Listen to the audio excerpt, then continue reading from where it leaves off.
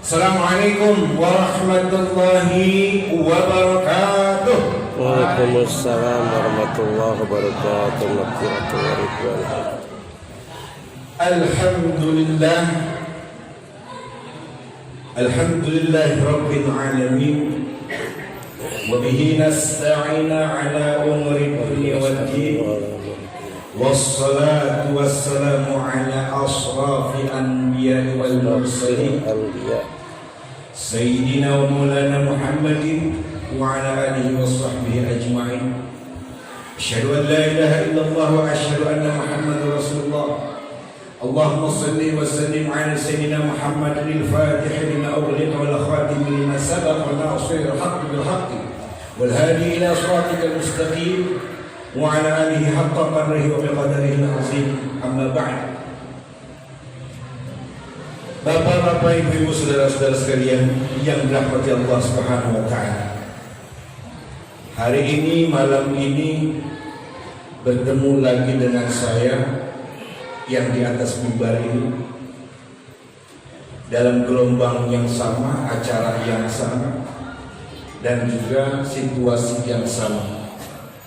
Cuman sayangnya pada saat ini banyak kemajuan softnya sudah banyak kemajuan.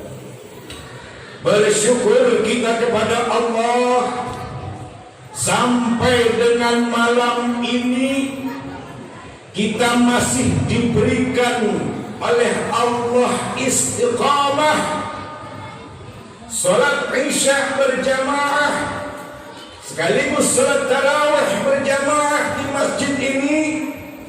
Ini salah satu tanda kekuasaan Allah kepada hamba-hamba-Nya yang diberkahi, kepada hamba-hamba-Nya yang dikehendaki untuk bisa istiqamah di jalan Allah, taat kepada Allah. Terbukti sampai hari ini, malam ini masih di antara kita yang menjadi hamba-hamba Allah yang dipercaya, yang dikehendaki oleh Allah menjadi hamba yang beruntung dunia wal akhirat. Amin ya rabbal alamin. Salawat beserta salam mari sama-sama kita sampaikan, kita kirimkan kepada Nabi kita, suri tauladan kita, Nabi Muhammad sallallahu alaihi wasallam beserta keluarganya dan juga para sahabatnya, yang insyaallah kita juga selaku umatnya yang kelak diakui dan terakui oleh Allah dan Rasul-Nya menjadi hamba daripada umat Nabi Muhammad sallallahu alaihi wasallam yang kelak mendapatkan syafaatul uzma di yaumil qiyamah nanti. Amin ya rabbal alamin. Bapak Ibu jamaah, saudara-saudara sekalian yang dirahmati oleh Allah, ada hadis sahih dari Nabi sallallahu alaihi wasallam. Saya nggak tahu ini sudah disampaikan atau belum dengan penceramah-penceramah yang lain, karena saya nggak tiap hari ada di sini. Tapi mudah-mudahan apa yang saya sampaikan pada malam hari ini bermanfaat bagi kita semua, wabil khusus buat diri al-fakir. Kata Nabi di dalam hadisnya yang sahih, as-salatu ila as-salah, wal jum'atu ila jum'ah, wa ramadan ila ramadan. Dari salat yang satu ke salat yang berikutnya, dari Jumat yang satu ke Jumat yang berikutnya, dari Ramadan yang satu ke Ramadan yang berikutnya, adalah untuk menggugurkan dosa-dosa kecil bagi hamba-hamba Allah. Dosa-dosa kecilnya tergugurkan dari kita melakukan sholat yang satu ke sholat yang berikutnya, Jumat yang satu ke Jumat yang berikutnya, Ramadan yang satu ke Ramadan berikutnya. Asalkan dengan syarat, kata Nabi sallallahu alaihi wasallam. Mau tahu syaratnya ibu bapak? Kata Nabi syaratnya idajtunibatil kabair. Asalkan dia tidak melakukan dosa-dosa yang besar. Kalau dosa besar yang dia lakukan, maka dia harus bertobat kepada Allah Subhanahu wa taala. Saat ini kita diberi kesempatan oleh Allah yang mari sama-sama kita anggap Ramadan tahun ini adalah Ramadan yang terakhir bagi kita. Mari sama-sama kita tingkatkan iman kita kepada Allah, ketaatan kita kepada Allah. Kita anggap ini Ramadan kita yang terakhir. Kita gunakan kesempatan ini dengan sebaik-baiknya. Kata Nabi sallallahu alaihi wasallam di dalam hadisnya yang diriwayatkan oleh Imam Bukhari dan Imam Muslim, "Ma min 'abdin yasumu yawman fi sabilillah illa ba'ada Allah bidzalika al-yawm wajhahu 'anil nar 70 kharifa." Siapapun yang berpuasa satu hari di bulan Ramadan semata-mata itu karena Allah, tujuannya karena Allah, karena iman dan karena Allah, maka dirinya akan dijauhkan oleh Allah dari api neraka. Sejauh perjalanan 70 tahun karena puasanya yang sehari itu. Satu hari kata Nabi dia berpuasa Ramadan, niatnya karena Allah, ingin mencari ridha Allah, maka diberikan jalan oleh Allah, dia akan terbebaskan dari api neraka yang jaraknya 70 tahun lamanya. Ini kita kan sebulan yang kita jalanin puasa sebulan, tapi harus karena Allah, karena mencapai ridha Allah. Satu hari kata Nabi 70 tahun kalau kita puasanya karena Allah. Berpuasa pada bulan Ramadan ini bukan hanya sebatas menahan lapar, bukan hanya sebatas menahan haus, bukan hanya sebatas tidak berhubungan intim suami istri di siang hari, akan tetapi bagaimana untuk mendapatkan keutamaan dari puasa yang kita lakukan di bulan Ramadan ini, yang sifatnya mutlak ibadah di bulan Ramadan karena Allah. Dia nggak makan, dia nggak minum, dia nggak berhubungan intim di siang hari, puasanya tetap dinilai puasa. Tapi ada orang yang puasa nggak dapat keberkahan dan nggak dapat nilai pahala di sisi Allah. Ya. Ada orang yang puasa nahan lapar, nahan haus, nahan syahwat, nggak berhubungan intim di siang hari, tapi dia nggak dapat pahala dari Allah atas puasanya, nggak dapat berkah dari Ramadan itu. Siapa dia kata Nabi SAW? Kata Nabi, orang yang mulutnya jalan terus menggibah, yang mulutnya selalu ngomongin orang, menghasut, mengadu domba, namimah, bahkan mulutnya suka berbohong padahal dia puasa. Kalau yang demikian dia puasa, tapi mulutnya nggak pernah lepas dari sifat-sifat yang Allah benci, maka dia nggak dapat nilai pahala puasa. Ngebohong jalan terus. Istri ngebohong sama suaminya, suaminya ngebohong juga sama istrinya. Dua-duanya ngebohong, tapi puasa. Kata Nabi, man lam yada' qawla zur wal amal bihi falaysa lillah hajatun fi an yada'a ta'amahu wa syarabahu. Barang siapa yang tidak mau meninggalkan perkataan dustanya, perkataan bohongnya, dan selalu dia melakukannya, maka Allah tidak akan peduli kepada dia atas puasanya itu.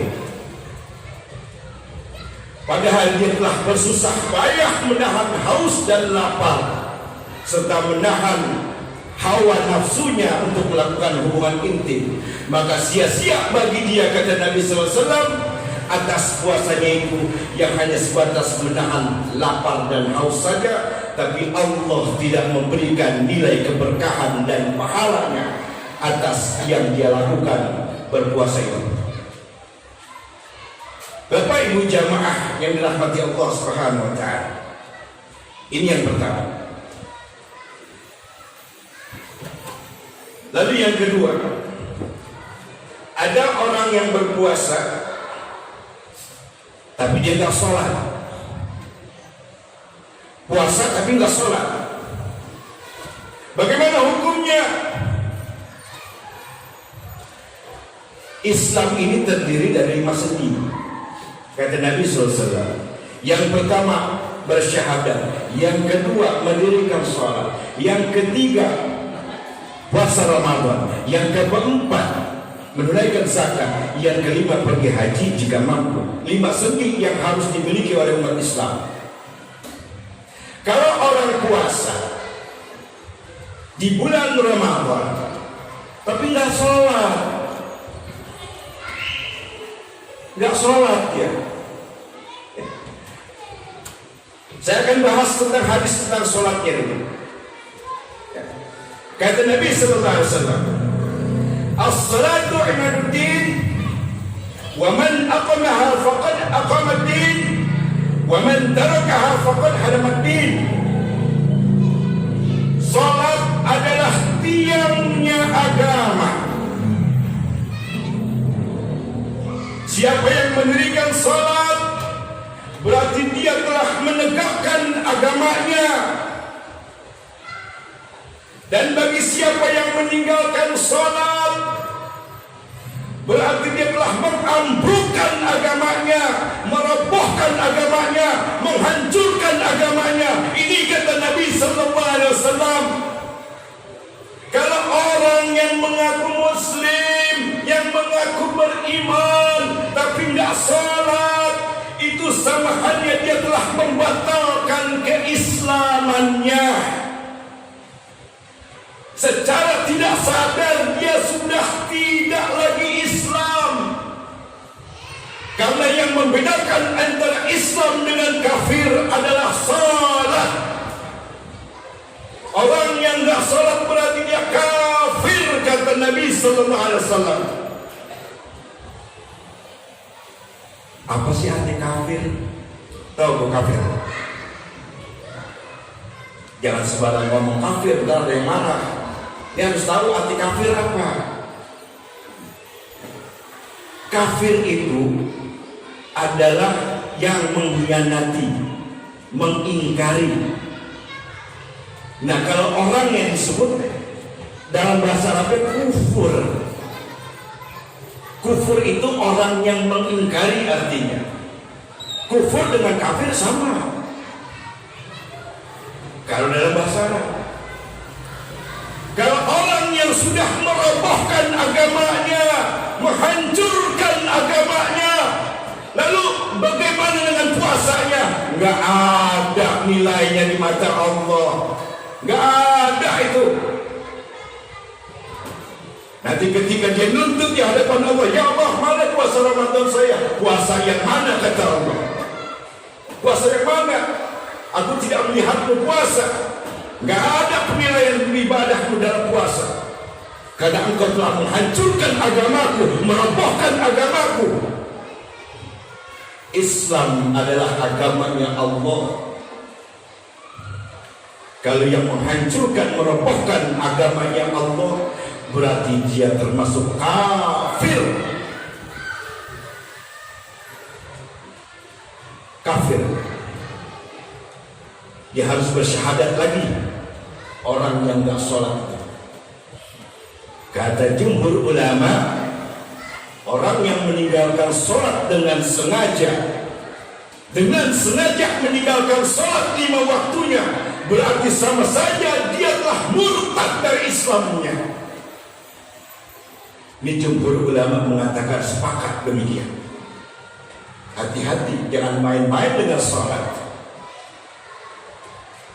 Jangan pernah main-main. Ingatkan saudara-saudara kita, anak-anak kita, suami kita, istri kita, cucu kita, untuk sholat, utamakan sholat.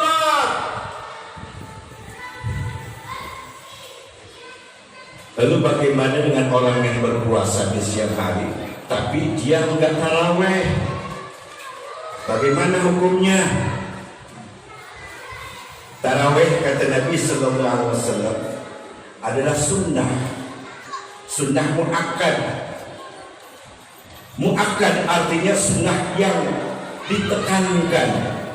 Bahkan kata Nabi sallallahu alaihi wasallam, pahalanya dijadikan pahala seperti pahala sholat wajib. Sholat taraweh dapat pahala sholat wajib, dinilai oleh Allah Subhanahu wa taala. Makanya orang-orang itu yang nggak mau datang taraweh rugi dia. Dia lebih menguntungkan dunia. Dunia dia kejar nggak bakal mendekat. Alhaakumut takatsur hatta zurtumul maqabir. Kalian selalu bersenang-senang mengejar dunia. Kalian selalu mengutamakan dunia, sehingga kalian lupa akan diri kalian suatu saat akan masuk ke dalam liang kubur. Setiap kita pasti mati. Ingatlah akan kematian pada diri kita selalu. Ingat selalu akan kematian. Kematian itu datang secara mendadak. Gak ada pembelajaran, gak ada istilah laporan dulu. Hei Yusuf, besok kamu mau mati, siap-siap. Gak ada. Gak ada. Kalau ada omongan begitu dulu dari malaikat, kita siap-siap. Kita gak tahu matinya di mana, sedang apa kita. Na'udzubillah min zalik. Dua hal yang saya sampaikan. Berpuasa tapi tidak mendapatkan berkah dan pahala dari puasanya adalah yang pertama, mulut yang gak bisa diam membicarakan orang lain, menghibah, menghasut, mengadu domba, berbohong. Ini yang akan kehilangan berkah dan pahala dari puasa orang. Yang kedua, puasanya tidak akan bermanfaat, puasanya tidak akan mendapatkan pahala apabila dia sengaja meninggalkan sholat 5 waktunya. Bapak Ibu jamaah yang dirahmati Allah Subhanahu wa taala, mudah-mudahan dengan dua ini yang saya sampaikan bermanfaat bagi kita semua. Wabil khusus Al-Fakir yang menyampaikan, mari sama-sama kita tingkatkan iman Islam kita kepada Allah, tingkatkan takwa kita kepada Allah di bulan Ramadan ini yang mari kita anggap ini bulan Ramadan yang terakhir buat kita. Mudah-mudahan kita menggapai apa yang Allah berikan kepada kita. Kita mendapatkan rahmat Allah, kita mendapatkan maghfirah Allah, dan kita dibebaskan oleh Allah dari azab api neraka. Amin ya rabbal alamin.